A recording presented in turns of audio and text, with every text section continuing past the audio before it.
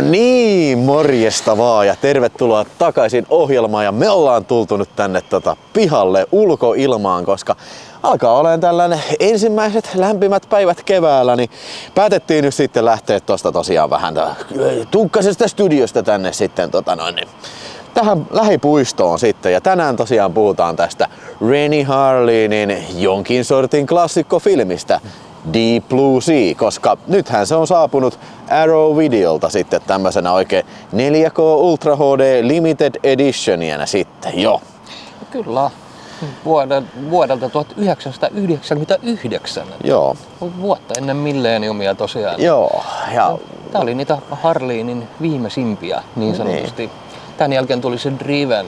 Niin. Ja sitten voi sanoa, että siihen Harlinin kultakausi loppukin. Ehkä joo, ja Driveni ei tosiaan ole mikään hyvä filmi. Ja en mä tiedä, no puhutaan tästä, mutta ei nyt kun mun kyllä niinku henkilökohtaisia Harlin suosikkeja. Ja siis tää on semmonen leffa, minkä tiedätkö, oon nähnyt niinku viimeksi niinku 1 000 000 vuotta sitten.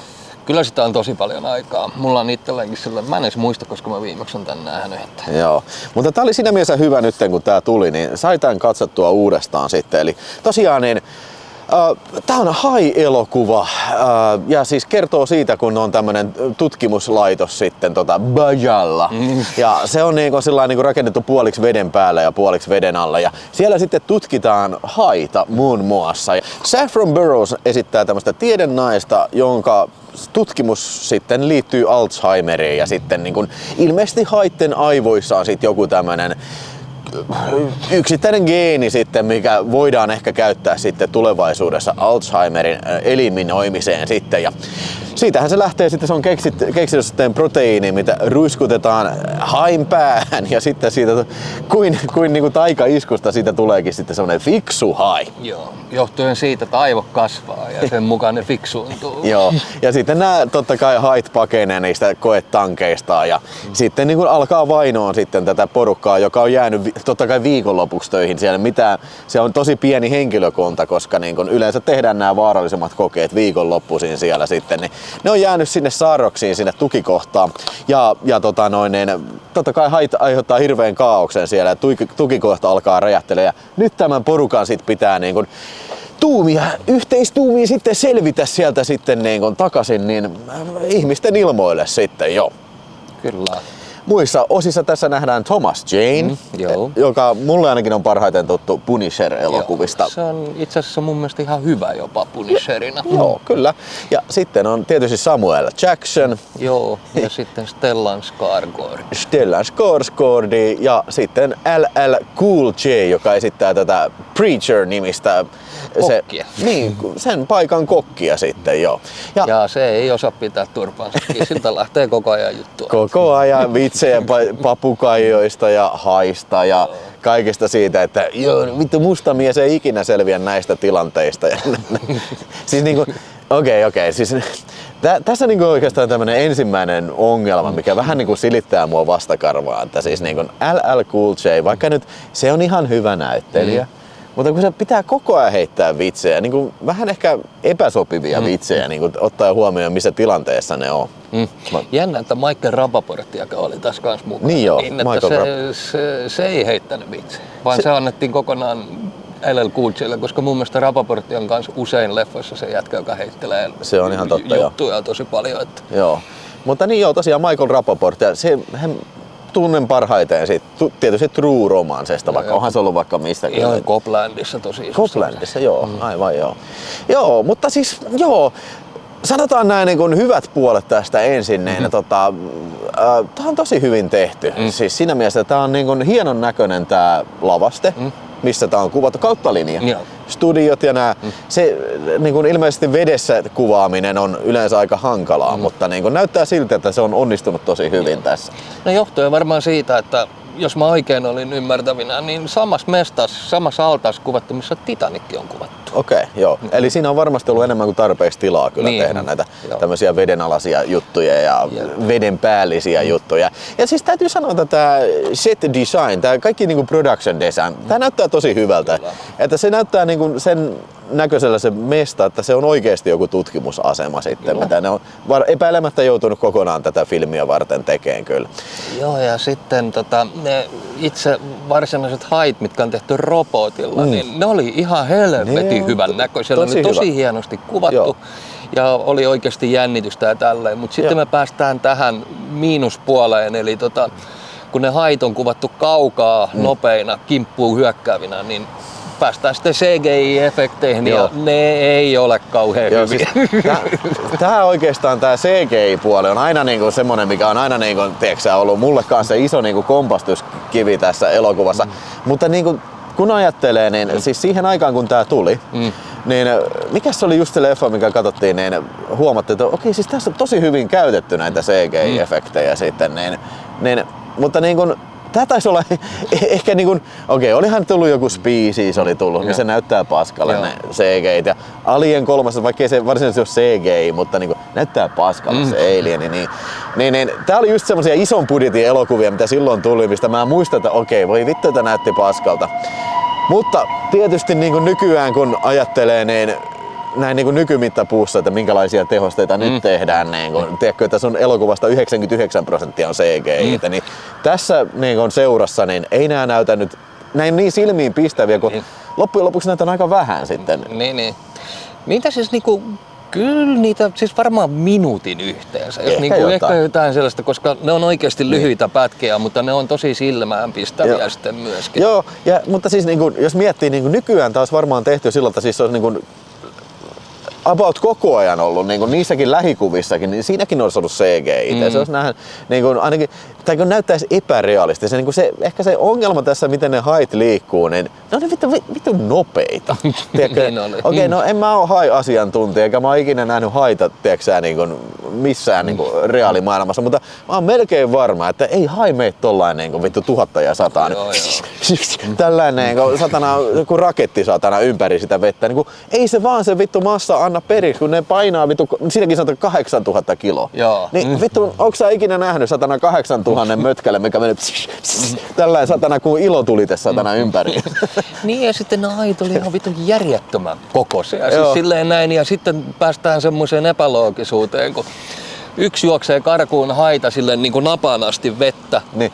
Ja sit se ei yhtäkkiä enää huomaa sitä haita sen selän takana, kun se oli niin saatana iso möhkälä, niin jotenkin se onnistui sitten piiloutumaan sille ja näitä epäloogisia kohtauksia oli tosi paljon tässä. Joo, siis välillä tosiaan tää hain skaala on niinku tosi kummallinen, että ne on välillä niinku, sopivasti tai tosi conveniently, siis on tosi pieniä, että niinku ne mahtuu sinne niinku veden alle ja niinku mahtuu meneen kaikesta niistä ovista, kun siis jos ei se käynyt vielä selväksi, niin nehän tulee sinne asemalle sisään, että se on puoliksi vettä niinku ne käytävät, niin miten vitussa ne mahtuu meneen, niinku, jos ne on niin isoja, 8 tonnin mök. Ja sit kun siellä lopussa varsinkin Thomas Jane ratsastaa sille, niin sä näet se hain niinku koko. Ne on ihan vittu isoja. Niinku, satanan niinku, peräkärryn koko. Siis ison peräkärryn koko. Ison auton kokoisia.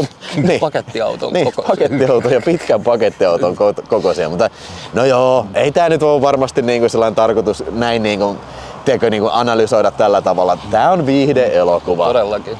Tää on popcorn-elokuva ja siis sellaisenaan ihan ok. Tää oli 105 minuuttia. Ei tää tosiaan niinku tylsä ole kyllä missään välissä. Joo, siis pituus oli täydellinen. Että tässä oli silleen kiva rytmitys, että tässä oli koko ajan semmoisia pieniä suvantokohtia, missä taas alettiin niinku keksimään keinoja, miten me päästään seuraavalle vaiheelle ja tämmöistä niinku. Kun toi alkuhan oli tosi suvantoa, että esiteltiin jokainen tyyppi, mitä ne tekee siellä, mikä on hänen erikoisala ja tällä ja mitä ne ylipäätänsä tekee, niin kuin miten ne testit toteutetaan siellä sun muuta, joka oli oikeastaan aika mielenkiintoistakin tavaraa. Niin. Asiasta en mitään ymmärtänyt, mutta kaiken kyllä uskoin. Joo, ja siis siinä oli ihan hyvä pointti siinä, että siis se on mielenkiintoinen se johdanto siinä. Että niin kun, se ei tunnu niin kun missään vaiheessa, että okei, hohoja, tää on vähän tylsää, tää on turhaa. Mä muistan, että tässä kaikki on niin kun oleellista. Ehkä se sitten vähän menettää tehon ja sit kun sitä muuttuu tämmönen niin kun, aika monesti nähty tämmönen kujanjuoksu sitten, niin kun, että se ei enää niin kun, ehkä tuo tarpeeksi niin kun, uutta pöytään sitten sen jälkeen, kun tää toiminta niin sanotusti käynnistyy. Kyllä, sitten. Samaa mieltä. Joo. Ja totta kai tässä on tää, no en mä tiedä, jos ei se mun on vaikea kuvitella tässä, jos joku Videospace-katsoja, joka ei olisi koskaan nähnyt tätä elokuvaa, mutta siltä varalta niin eräs tärkeä hahmo tässä, mitä johdatellaan, että se on niinku se sankari, niin kuolee yllättävästi siinä. Ja se on niinku ehkä se kohtaus, mistä tämä filmi muistetaan parhaiten. Ja se on aina mikä tulee mieleen kyllä. Kauhean puheen jälkeen lähtee. Niin, ja tavallaan ihan hauska. Ja siis se että niinku, kun se LL Cool J siinä niinku vähän pelleilee, että niinku, tai kertoo sen vitsi, että vittu mustat kaverit ei ikinä selviä tästä, niin tässä se elokuva tekee sit vähän toisin tämän asian, mikä on sinänsä ihan virkistävää ja hauskaa. Kyllä. Joo. Ja sitten toi Skarsgårdin kuolema oli kans kiva. Se oli se oli ehkä varmaan filmin niinku raain kohtaus. Niin, käsi lähti ja sitten tippui sitä helikopterista ja Hait sitten otti sen ruumiin siitä, missä se oli kiinni siinä saatanan nostoveijareissa. Niin otti siitä kiinni ja heitti sen ikkunasta läpi.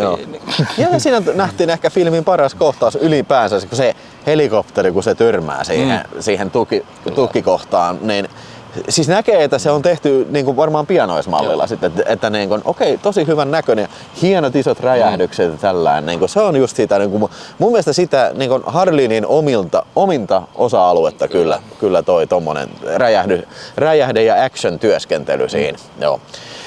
Muista näyttelijöistä, niin siis tää on ihan hyvä tää Saffron Burrows, mikä en mä nyt sä sanoit, että se oli Trojassa.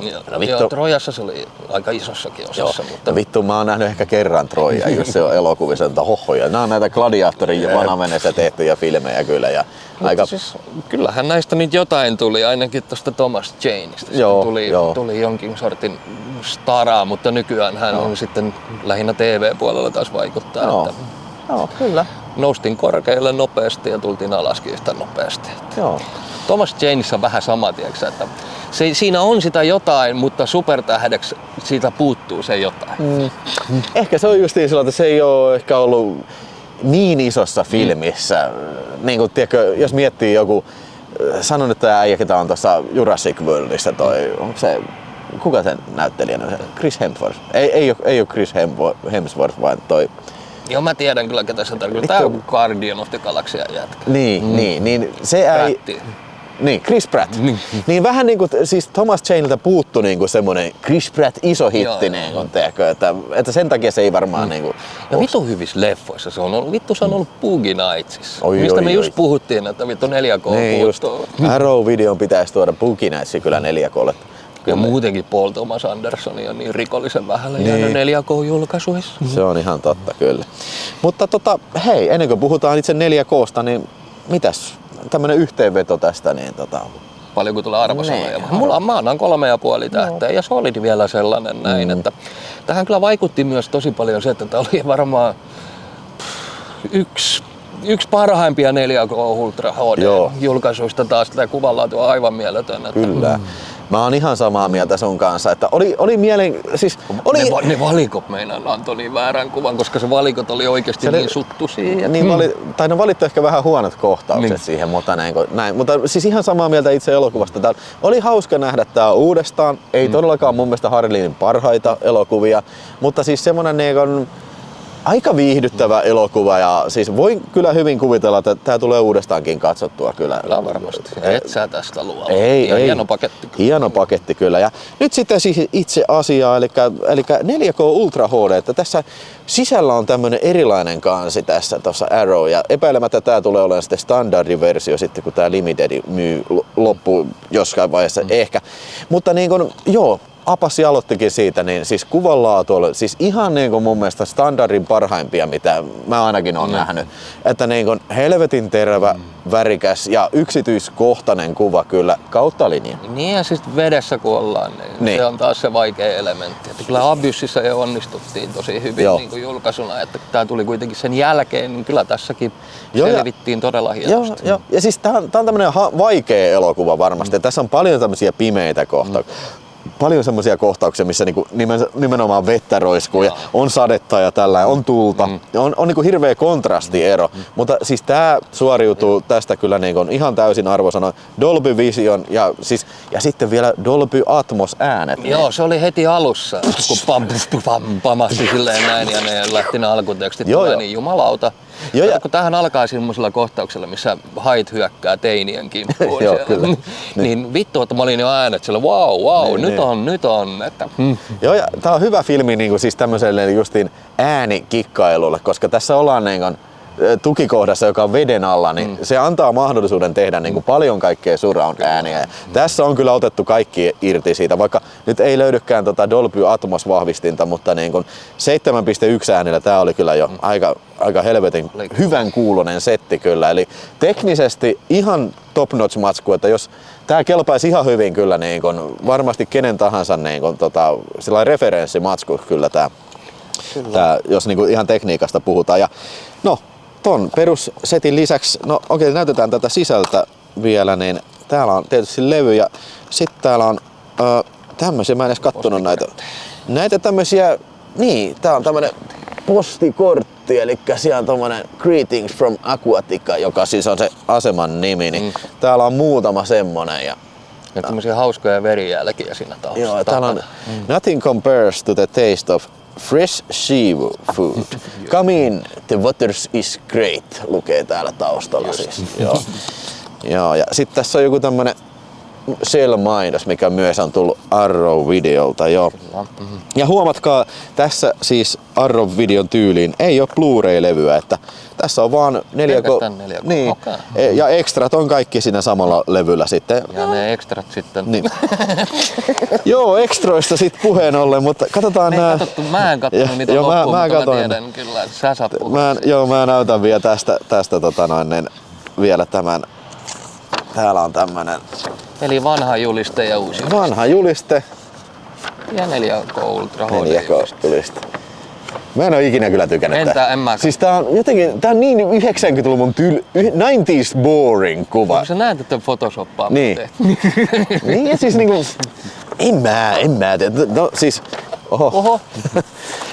Tää on vähän siistimpi tää Arrow Video Vision. No ei tääkään nyt ehkä firman parhaita on, mutta silti no, silti vielä 100 nolla. Joo, kyllä. Pidätkö vähän, niin tässä tulee sitten vielä tämmönen essee-vihkonen, eli näkyy tällä lailla näin ja täällä näkyy olemaan sit sisällä. Ei ole ollut aikaa katsoa näitä, mutta täällä on niinku viitisen esseitä sitten erilaisista aiheista sitten ja myös sitten kaiken näköisiä näitä stillejä tästä leffasta ja taisi siinä olla vähän storyboardejakin sitten, että näkyy sieltä jotain. Näissä yleensä Arrow-vihkosissa on mun mielestä parasta tää, lopussa on tää About the Restoration, mitä kertoo sitten, että mistä mastereista tää on vedetty tässä ja niin. Joo, tässä sanotaan Deep Blue Sea has been restored by Arrow Films and presented its original aspect ratio, ja sitten mistä tää filmiprintti on tullut Warner Brosilta ja tällainen, niin siinä lukee kaikkea tämmöistä faktaa. No, tällainen niinku 4K-nörtille mielenkiintoista luettavaa. Sitten tässä oli tosiaan ekstroina oli se oli production designerin haastattelu. Ei ole Harleenia eikä ole mun mielestä mitään näitä näyttelijöitä ei ollut tällä, mutta löytyy nämä vanhat archival kommentaarit kyllä Harleenilta tällä. Ja sitten oli se niin vanha archival featurette, mikä on valmistettu silloin niin kuin, tiedätkö, mainostustarkoituksiin tässä. Ja sitten tässä oli tää kyllä, okei, kun mä löydän tästä, niin ehkä niin kuin, tää on ulkomaisissakin jo niin kuin näissä YouTubereissa herättänyt vähän ihmetystä tää essay tässä, eli Beneath the Surface, a new visual essay by film critic Trace Thurman. No, se vetää niin kuin heti niin kuin 0–100, niin että okei, Deep Blue Sea, niin tää on tämmönen freudilainen, tiiäksä, kompleksi, niin kuin, tiiäksä, niin kuin female evil, ja sitten siitä niin kuin tämmönen, mä nyt vaan läpileikkaan tää, mutta justiin tämmönen, niin kuin, että misogynistinen fantasia siitä, kuinka niinku naiset on pahoja ja sitten myös niinku nämä hait, jotka niinku menee terävine hampaille, ne on selvästikin tämmönen niinku alle... Analyskuvaa falluksilla. niin, tai niinku tämmönen misogynistinen vagina-symboli, niinku, tiedätkö, että ne on ne liikkuvia vaginoita ja syö ja sitten kun se muija ruiskuttaa, niin se on selvästi penissymboli ja tällä niinku siis... Come on, niinku, toi on just... Vaikka sano yksikin Harlinin tuotanto, joka ottaa oikeasti poliittisesti kantaa yhtään mihinkään. Mä siis... 2 leffaa saa mieleen, 3 päivän sodan ja sitten ton, sanois nyt sen eka leffa. Siis Jäätävä poika. Niin. Joo, mutta sekin on semmoinen seikkailuelokuva ja tällainen niinku, siis okei, no en mä usko, että niinku, anteeksi tämmönen niinku, tiedätkö, ison budjetin Warner Bros. Toiminta seikkailu kesäelokuva, niin en mä usko, että ne on miettinyt, että joo vittu, me tehdään tämmönen fallos-symboli tästä, että joo, kun se ruiskuttaa päähän sitä, niin se on selvästi niinku fallos ja se saa sen niinku toimii sillä lailla, tiedätkö, koska se on tämmönen patriarkaalinen järjestö. Just tämmöstä niinku, vittu, ylipohdintaa. Siis periaatteessa niinku ihan mistä tahansa leffasta sä saat tommosen, että joo, tää on selvästi patriarkaalista, tää on just tämmöstä niinku peiteltyä justiin niinku naisvihaa. Niinku, okei, me tehtiin Kovat jätkät 2 sen takia, kun me vihataan naisia, niin me suunniteltiin niinku just vittu Revenge of the Earthquake sen takia, että, niinku, että se on niinku tämmönen patriarkaalisuutta vastaan oleva elokuva. Mistä tahansa aiheesta sä voit vetää, jos sä ylipohdiskelet, kyllä niin sä saat. Saat vedät mutkat suoriksi. Kyllä ihan. Sä saat, niinku, ihan mitä vaan. Sä voit ajatella mitä tahansa noin päin tahansa, mutta niinku, okei, kaikki saa niin tehdä, mutta mä vähän epäilen, että niinku, tiedätkö, ainakaan niinku elokuvan tekijöiden varmaan ajatuksena ei ole tämmöisiä ollut kyllä. Niin. Että eiköhän niillä ole ajatuksena vaan tehdä, että okei, me tehdään kohtalaisen isolla budjella, saanko $60 miljoonaa. Joo, ja teki 176 takaisin. Niin. Se oli ihan vitu hyvin. Niin. Että niin kuin varmasti ajatus tämän kaiken takana on se, että tehdään niin kuin isolla budjetilla viihdyttävä elokuva, mitä ihmiset tulee katsoa, että me saadaan rahaa, eikä ottaa kantaa niin kuin sukupuolipolitiikkaa.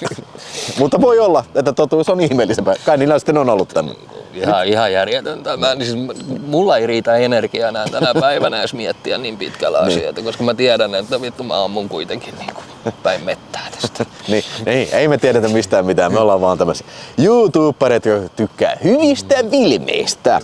Mutta ehdottomasti jos oot elokuvan fani, niin älä saakeli missaa tätä kyllä, että niin kun, tää kannattaa hommata. Oli muuten poistettujakin kohtauksia tässä, mutta muistaakseni, nyt mä en itse asiassa muista, oliko tässä se vaihtoehtoinen loppu sit. Ehkä oli, ehkä ei, mä en muista. Mutta siis nämä kaikki poistetut kohtaukset, archival-dokumentit ja kommenttiraidat, ne on otettu niistä edellisistä Blu-raysta sitten. Että tässä ei ollut kuin tää visual essay ja sitten se production designerin toi haastattelu sitten. Niin, production design William Sandel, joo. Yes. Tästä leffasta vielä se, että tää on tosiaan siis saanut ihan parissa viime vuodessa saanut 2 jatko-osaa, että